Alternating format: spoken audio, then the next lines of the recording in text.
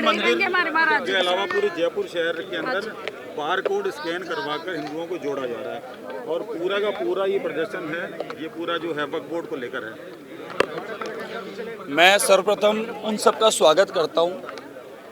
ये आवाज़ पूरे देश से उठी है, पूरी देश से ये आवाज़ उठी है। देश का प्रत्येक नागरिक, सनातनी, वैष्णव और कुछ मुस्लिम समाज के लोग भी हर प्रदेश में, हर हमारे देश में हर शहर से वो आवाज़ उठाने लगे हैं कि वक्फ बोर्ड के नाम पर जो लैंड जिहाद चल रहा है, ज़मीनों का जो धंधा चल रहा है, ये जो काला धंधा कर रहे हैं, ज़मीनों का दुरुपयोग कर रहे हैं, कुछ लोग बोर्ड के नाम पर उसके चेयरमैन बन के, उसके मेंबर्स बन के और ज़मीनों का जो व्यापार कर रहे हैं, गरीबों को बेदखल कर रहे हैं। प्राचीन मठ मंदिर आश्रमों को इन्होंने मस्जिद में और वक्फ बोर्ड की ज़मीनों के नाम पर कब्जा लिया है। इन सबको ख़त्म किया जाए। ये पूरे देश से आवाज़ उठी है।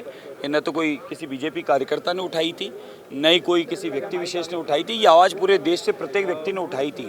उसका नतीजा है कि करोड़ों लोगों ने स्कैन किया है, ट्वीट किया है और मेल किया है और पूरे देश से मांग की जा रही है कि वक्फ बोर्ड, मुस्लिम लॉ बोर्ड, ये इस प्रकार के जो बोर्ड हैं इनकी जांच की जाए, इनकी ज़मीनों की जांच की जाए, इनके लोगों की जांच की जाए और इन ज़मीनों पर दुरुपयोग जो हो रहा है वो दुरुपयोग किस प्रकार से हो रहा है उसको देखा जाए और सबके सामने लाया जाए।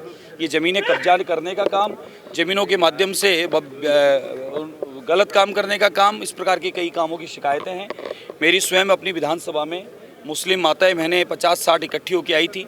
सुदर्शन न्यूज़ और कुछ चैनल वाले वहाँ उस समय मौजूद थे, उन्होंने लाइव किया था।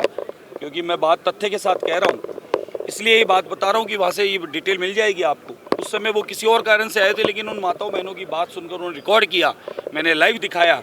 उन माताओं बहनों ने एक ही बात कही कि दिल्ली रोड पर इस प्रकार से वक्फ बोर्ड की जो ज़मीन से हमें बेदखल कर दिया गरीबों को। हम 50 साल से रहते आ रहे थे, आज़ादी के बाद से हम रहते आ रहे हैं, कुछ आज़ादी के पहले से रहते आ रहे हैं। हमारे को बेदखल किया है और उस ज़मीन पर कोई स्कूल किराए पर दिया जा रहा है, कोई फैक्ट्री दी जा रही है, कोई बस बॉडी वाले को दिया जा रहा है, कोई कमरे बनाए जा रहे हैं, कोई होटल बनाई जा रही है। अनगिनत व्यापार उन ज़मीनों पर बोर्ड के लोग करते हैं। और उन्होंने इतना तक कहा लास्ट में गुस्से में आकर कि ये कभी वक्फ बोर्ड की ये ज़मीन कभी शिव मंदिर था, आप अंदर आके देखें, जांच करें, उसकी पुराने पुरातत्व जो बना हुआ है उसकी जांच करो, कभी ये मंदिर था। ये बात उन्होंने कही। ये तो हम कहते ही आ रहे हैं, कुतुब मीनार ले लीजिए और हमारे ज्ञान व्यापी ले लीजिए, अनगिनत प्राचीन स्थान ले लीजिए। मुगलों ने काम यही किया था और वही मुगलों का काम कांग्रेस ने किया, उनके मित्रों ने किया, इनको समर्थन का काम किया। वक्फ बोर्ड के नाम पर जो धंधा हो रहा है, व्यापार हो रहा है ज़मीनों का, उनको जांच की आवश्यकता है। कब्जा करके ज़मीनों पर बेदखल कर रहे हैं गरीबों को, वो देखने की आवश्यकता है। और वक्फ बोर्ड के नाम पर जो ज़मीनें कब्जा करके और जो अपराधी किस्म के लोग काम कर रहे हैं उनको सलाखों के पीछे डालने की आवश्यकता है। आप बास बदनपुरा में आप चले जाइए, वहाँ बदन राजा का महल है, उस महल के अंदर प्रवेश करिए, वहाँ वक्फ बोर्ड का बोर्ड लगा है और ऊपर कृष्ण भगवान की चित्रकारी बनी हुई है।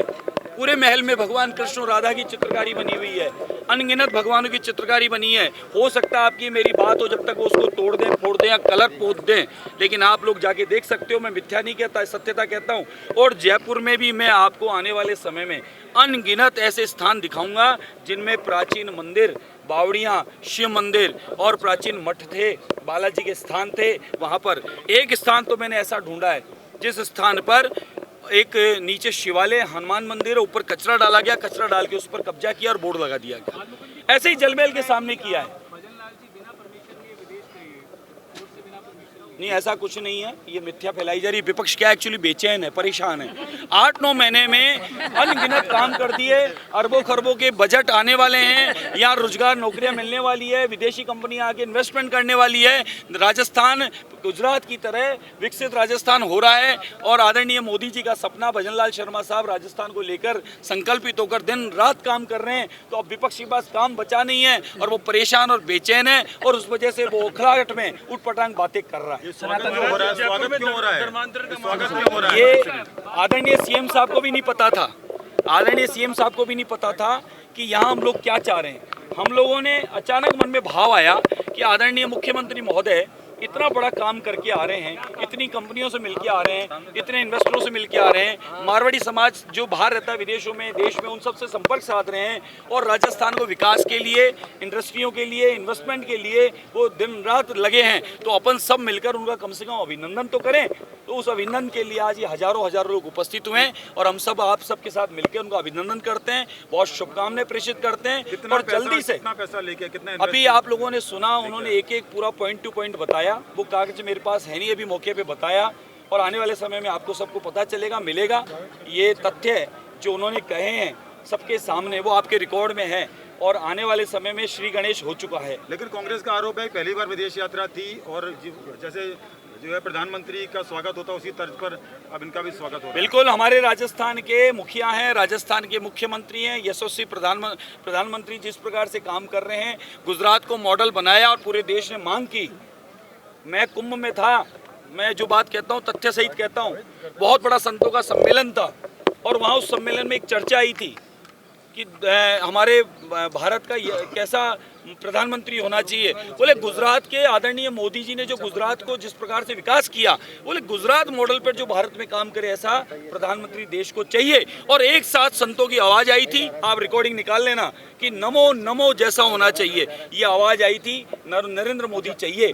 यही आवाज मुख्यमंत्री राजस्थान सरकार आज भजन लाल शर्मा साहब ने जिस प्रकार से काम कर रहे हैं 8-9 महीने में, और अब प्रदेश को विकास के लिए, रोजगार के लिए, इन्वेस्टमेंट के लिए और यहाँ पर प्रदेश को समृद्ध लाने के लिए, विकसित के लिए काम किया है, उसमें उनका अभिनंदन हेतु आज हम सब उपस्थित। पहली बार ऐसा हो रहा है किसी मुख्यमंत्री का स्वागत किया जा रहा है विदेश यात्रा। इससे पहले भी जो है वसुंधरा राजे रही, अशोक गहलोत रहे और तमाम जो मुख्यमंत्री नहीं, हमेशा ऐसा देखिए, जो प्रदेश के मुखिया प्रदेश के लिए चिंतित होकर जिस प्रकार से प्रदेश के लिए काम कर रहे हैं, उन सबका अभिनंदन होता आ रहा है। ऐसा कुछ नहीं है, जब ऐसा हुआ है, हर बार कुछ नयाचार होता है तो हो सकता है आपको कुछ और परिवर्तन लगाओ, बाकी जो काम होने जा रहा है उसको आप सब मिलकर समर्थन करते हुए राजस्थान को विकास में सहयोग आप लोगों का रहेगा और एक ऐतिहासिक विकास राजस्थान का होगा। जमीनों कब्जा करने के और रोहिंग्या के, बांग्लादेशियों के और हमारी सरकारी भूमियों पर इस प्रकार के वक्फ बोर्ड, मुस्लिम बोर्ड, बांग्लादेशी आकर इस यहाँ पर कब्जे कर रहे थे। लेकिन 5 साल सरकार इतनी भारी थी कि उस सरकार के आवाज़ में हम सबको दबाया जा रहा था और हमारी आवाज़ इतनी बुलंद हुई कि जनता ने सामूहिक रूप से तय किया कि इस बार भाजपा की सरकार लाएंगे, ये तुष्टीकरण वालों को भगाएंगे। और वही हुआ, भाजपा की सरकार बनी, बिना तुष्टीकरण के, बिना भेदभाव के, सबको साथ लेके सबको विकास की बात की गई। मोदी जी का जो कथन है उसी पर काम किया। लेकिन मन में ये पीड़ा जो थी, वो पीड़ा अब सामने सच में निकल के आई और सच्चाई धरातल पे आई। अन्यथा 8-9 महीने पहले जब सरकार कांग्रेस की थी, इस बारे में आप सवाल भी नहीं करते थे और इस बारे में कोई जवाब भी नहीं देता था, क्योंकि ऊपर से डंडा पड़ता था। और मैं खुद राजद्रोह के केस में इस मामले में फंसाया गया था। 3 केस मुझ पे लगाए थे कि मैं इस सच्चाई क्यों बोल रहा हूँ। इसलिए अब भाजपा की सरकार आई तो ये माने कि कम से कम हम लोग आज बोलकर उन समस्याओं को निराकरण के लिए खड़े हो गए हैं और उस क्रम में ये समस्याएं, बीमारियां सामने आई है और ये बीमारियां सामने है तो इलाज भी अब समय से हो जाएगा। और आप निश्चिंत रहिए, यहाँ से बांग्लादेशी भी वापस बांग्ला पहुँच जाएंगे, ट्रेनें भर के रवानगी होने वाली है जल्दी, किराएदार वेरिफिकेशन भी होगा। अपराधी किस्म के लोग ज़मीनों के ऊपर जो जिहाद फैला रहे हैं, कब्जा कर रहे हैं और मुस्लिम समाज को भी भगा के ज़मीनों का धंधा कर रहे हैं, उनका धंधा बंद होगा, सलाखों के पीछे जाएंगे। दस्तावेज सहित जल्दी आप लोगों के सामने पुनः आने वाला हूं और आपको दस्तावेज सहित दिखाऊंगा कौन कौन ज़मीन, कौन कौन खसरा नंबर और कौन कौन आदमी उसके मेंबर, उन्होंने इन ज़मीनों का इस प्रकार से धंधा किया है और ज़मीनों से बेदखल करके उन ज़मीनों का व्यापार किया है। इसलिए ये जिहाद जो है ये बंद होना चाहिए, ज़मीनें कब्जा करने का जिहाद है, ये भी बंद होना चाहिए। बाबा सबसे ज़्यादा पैसा तो मुझे बोलिए। जयपुर में धर्मांतरण को लेकर देखिए, ऐसी संस्थाओं पर बैन होना चाहिए और ये जो भी मिशनरियाँ हैं, जो भी संगठन है, षड्यंत्र करके गरीबों को बहला फुसलाकर, लोभ लालच देकर, कुछ जगह डरा धमकाकर धर्म परिवर्तन करने का ही काम करते हैं, तो ऐसी संस्थाओं को पाबंद करना चाहिए, जेल के पीछे डालना चाहिए। और इस प्रकार की संस्थाओं को जहाँ जहाँ पता चलता है वहाँ कड़क कानून का उपयोग करते हुए काम होगा। मैं मानता हूँ कि ऐसी संस्थाएं दोबारा हिम्मत नहीं करेगी और धर्मांतरण जैसी स्थितियाँ ये उत्पन्न कर देती है, वो स्थितियाँ उत्पन्न नहीं होगी।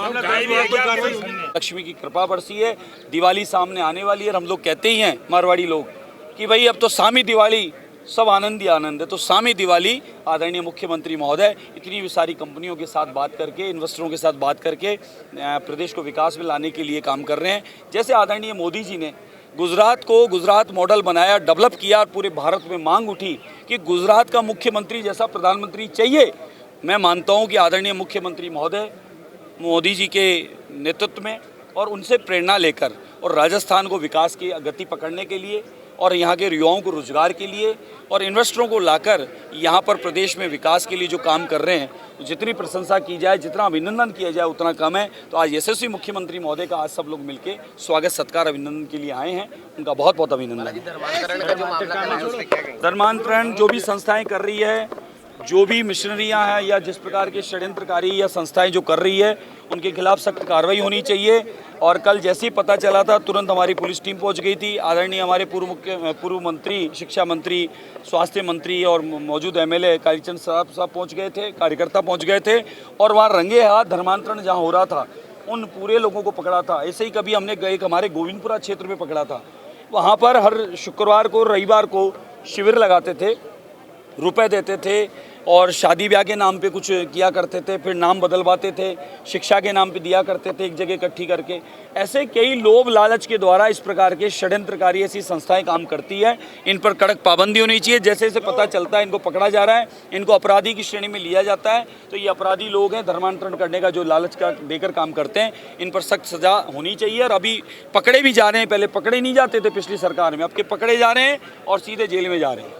महाराज जी, लगातार जिस प्रकार से देखा जा रहा है कि रोहिंग्या वाला जो मामला है, रोहिंग्या बांग्लादेशी जितने भी बाहर से आए हुए हैं, यहाँ चोर उचक्के अपराधी किस्म के लोग और यहाँ पर डेरा जमाए हुए हैं और यहाँ पर स्थिति बांग्लादेश की ना बन जावे, उसके लिए पहले से सचेत हैं हम। मैंने मांग की है सरकार से कि सारे किराएदार वेरिफिकेशन कराए जाए और सभी जगह बस्तियाँ बनाकर फुटपाथ पे, रोड पर, डिवाइडर पर जहाँ जहाँ इस प्रकार के लोग हैं इन सब की जांच की जाए। अभी कल एक मामला है सामने कि शाहपुरा के पास में देवन करके कोई जगह है, वहाँ पर बहुत बड़ी बस्ती बसी है।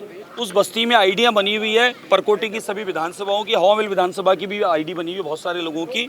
आज रिपोर्ट दर्ज करवा दी हमने शाहपुरा थाने में और ये पता चला है कि उन लोगों को आईडी बनाने के मकान मालिक ये तय करता है कि किराएदार हम तुम्हारे को बना लिए बांग्लादेशी को, तुम आधा राशन हमें दोगे, जो राशन मिलता है सरकारी पेंशन वगैरह का लाभ लेते हो आधा हमें दोगे और आधा लाभ तुम लोगे और वोट हम जहाँ कहेंगे वहाँ तुम डालोगे। इन शर्तों पर उनकी फर्जी आईडियाँ, फर्जी राशन कार्ड बने जा रहे हैं, किराएदार बनाया जा रहा है। तो ये इस प्रकार का घोर धंधा पिछले 5 साल कांग्रेस के शासन में हुआ है। ये धंधा बंद हो जाएगा, धीरे धीरे सब खुल गए हैं राज। और ये माने कि हमारे प्रशासन पूर्णतः मुस्तैद है, अब इनकी जांच होगी और इस प्रकार के लोगों को सलाखों के पीछे होंगे या ट्रेन के डब्बों में बंद करके इनको बंगाल की खाड़ी में ले जाके डाल दिया जाएगा।